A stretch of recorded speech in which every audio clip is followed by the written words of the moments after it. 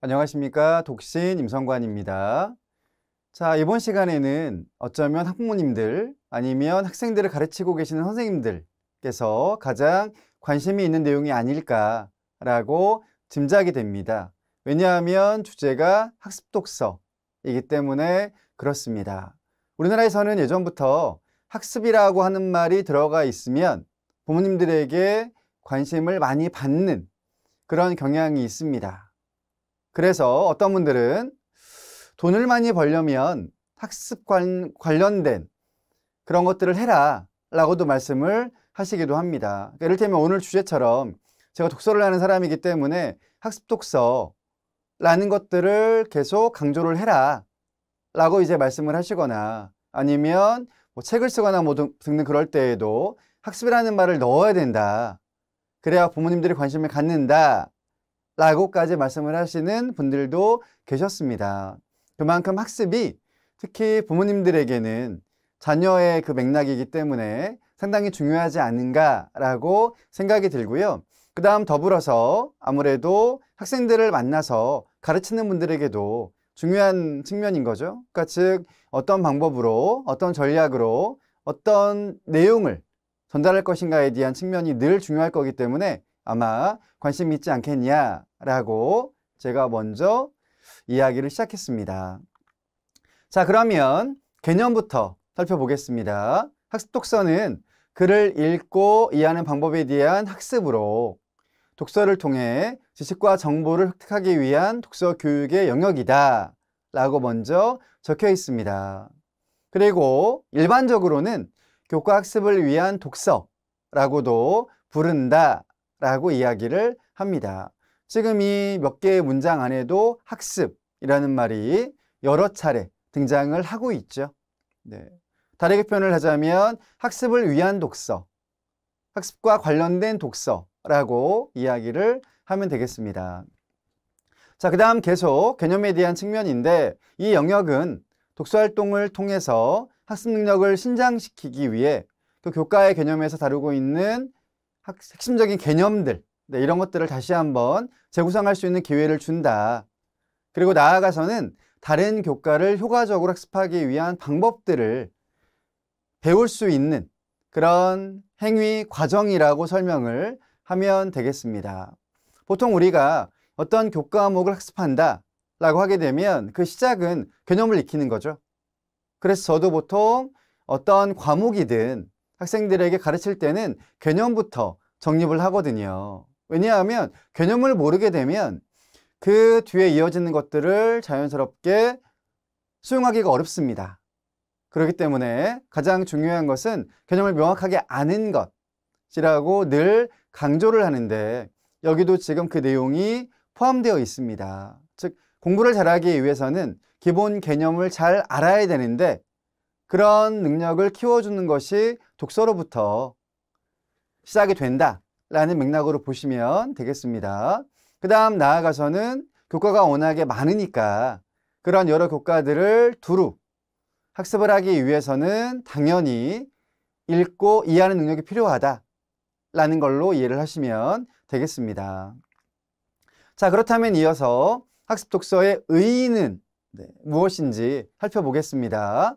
첫 번째, 교과 내용을 이해하기 위한 보충학습으로서의 사전 지식, 즉 배경 지식을 기르는 데 의의가 있다라고 이야기를 합니다. 간접 경험이죠. 그래서 이 경험을 통해 많은 지식들을 쌓을 수 있다라는 이야기인데, 결국 이런 지식들이 학습을 할 때 다 필요하다는 이야기 아니겠습니까? 즉 배경 지식이 많은 사람들은 어떤 개념을 이해하는 게 더 쉽습니다. 또한 다양한 맥락으로 연결을 시킬 수가 있기 때문에 역시 이해가 쉽다라고 이야기를 할 수가 있겠습니다. 그 다음 나아가서 교과 내용의 학습을 심화시키고 발전시키는 데에도 의의가 있다라고 이야기를 합니다. 다르게 표현을 하자면 이미 배경 지식이 많은 학생들의 이 공부 양이라든가 깊이를 따라갈 수가 없다는 이야기인 거죠. 네, 그렇기 때문에 독서를 열심히 해야 되겠습니다. 그 다음 계속 의의가 이어지는데, 개인의 독서 능력을 신장시킬 수 있다라고 이야기를 합니다. 즉, 자연스럽게 읽으면서 독서의 능력들을 키울 수 있다는 이야기인 거죠. 또 자연스럽게 속도도 늘 거라고 이야기를 이미 드린 바가 있습니다. 이런 것들을 다 하나로 묶으면 독서 능력, 그 다음 나아가서는 학습 능력까지 키울 수 있다라고 정리를 하면 되겠습니다. 그 다음 두 번째 단락 보시게 되면 교과 학습에서 학습자들에게 학습 과정에 주도적으로 참여할 수 있는 힘을 만들어준다 라고도 이야기를 하고요. 그 다음 궁극적으로는 창의적으로도 학습 능력을 키울 수 있게끔 도와준다 라고 설명을 하고 있습니다. 예전에 제가 어릴 때는 이런 표현을 쓰기도 했거든요. 공부를 잘하기 위해서는 뭐가 필요하냐. 첫 번째, 뛰어난 머리. 즉 부모님들에게 이미 좋은 머리를 받아야 된다 라는 그런 맥락이 하나가 있었고요. 또 하나는 만약 그렇지 못하다면 엉덩이 힘이 필요하다.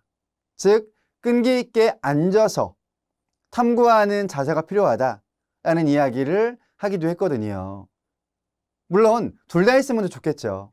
네, 하지만 둘 다를 갖춘 사람들은 많지 않기 때문에 특히 부모님들로부터 정말 좋은 머리를 받은 사람도 있겠지만 그렇지 못한 경우가 훨씬 더 많기 때문에 그런 사람들에게는 끊임없이 노력해라 라는 그런 측면에서의 조언이 아니었을까라고 생각이 듭니다. 독서도 마찬가지란 이야기인 거죠. 결국 꾸준하게 열심히 최선을 다해서 하다 보면 그게 곧 학습과 연결이 되어서 자기 스스로 열심히 창의적으로 해낼 수 있다라는 그런 이야기를 하고 있는 것입니다. 자, 그렇다면 학습 독서의 목적을 다시 한번 정리를 해보겠습니다. 첫 번째, 학습을 위한 독서를 하는 것이다. 방금 이야기 드린 바와 같이 배경 지식 등등을 쌓을 수 있는 기회가 되니까 그렇습니다. 그 다음 두 번째, 지식의 내면화와 외면화를 위한 독서도 행해질 수 있겠고요. 그 다음 세 번째, 내용의 기억, 그리고 배경 지식의 활성화라고도 이야기를 할 수가 있겠습니다. 그 다음 마지막 네 번째로는 학습 독서와의 상호 텍스트적인 접근도 가능해진다라고 이야기를 하고 있습니다. 자, 이어지는 내용은 학습 독서를 위한 이론적 기초가 되겠는데 워낙에 교육부, 교육청, 교육지원청, 단위 학교에서 굉장히 많이 쓰고 있는 그런 단어들, 용어들이 되겠습니다. 방금 전에도 나왔던 것들이 있죠. 즉, 자기 주도적인 학습. 즉, 물론 선생님들께서 지도를 하시는 부분이 있겠습니다만 자기 스스로 지금 나에게 뭐가 필요한지, 어떤 부분들을 더 탐구해야 되는지 그런 측면들을 명확히 밝히고 그런 다음에 이제 거기에 맞는 계획을 수립한 뒤에 스스로 학습을 해나가는 역량이라고 이야기를 하면 되겠습니다. 그 다음 두 번째, 자원 기반 학습이라는 게 나와 있는데 여기서 말하는 자원은 배경 지식 같은 것들이 되겠죠. 실제 지금 대학에서도 PBL이란 이야기를 많이 하거든요. 그리고 이제 지금 보신 바와 같이 자원 기반 교육 학습 이런 이야기를 굉장히 많이 하기도 해요.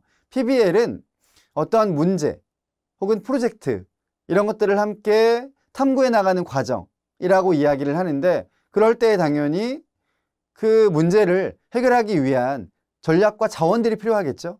네, 그래서 자원 기반 학습이라고 하는 말도 많이 활용을 하고 있습니다. 그 다음 세 번째는 탐구 학습이라고 나와 있네요. 결국 학습은 어떤 주어진 문제를 해결해 나가는 과정이라고도 할 수가 있겠죠. 또한 어떠한 문제에 대해서 탐구를 해나가는 과정이라고도 설명을 할 수가 있겠습니다. 이 탐구는 국내든 해외든 혹은 자기 내적이든 아니면 외적이든 혹은 특정한 교과든 아니면 융합이든 두루 이렇게 탐구해 나가는 과정이라고 이야기를 할 수가 있겠습니다. 자, 그 다음 실제적인 측면에 대한 이야기를 드려보자면 지금 현재 이런 수업들이 행해지고 있습니다. 그러니까 즉 앞서 다양한 교과목들을 위한 독서를 하는 것도 기본적으로 필요하다고 이야기를 드렸습니다만 아예 과목별로 독서 지도가 이루어지기도 합니다. 그러니까 이를테면 어떠한 교과에는 어떤 내용들 어떠한 문제들이 담겨 있겠죠. 그렇다면 그 내용을 조금 더 이해하고 또한 문제를 해결할 수 있는 그런 역량이 필요하겠습니다. 그런 측면들을 두루 다루는 부분이라고 이야기를 하면 되겠는데요. 네, 그래서 보시는 바와 같이 국어는 국어대로, 또 수학, 과학은 수학, 과학대로 각각 독서 지도를 할 수 있다라고 이야기를 하는 겁니다. 실제로 방금 이야기 드린 바와 같이 국어에서는 어떤 그 문학의 내용들이 담겨 있지 않겠습니까? 그러면 이를테면 교과서에는 일부분만 담겨 있기 때문에 전체를 다 읽어보고 그런 다음에 뭐 토의든 토론이든 혹은 교과에 담겨 있는 문제가 있으면 그런 것들을 해결해 보는 작업들을 하면 되겠고요.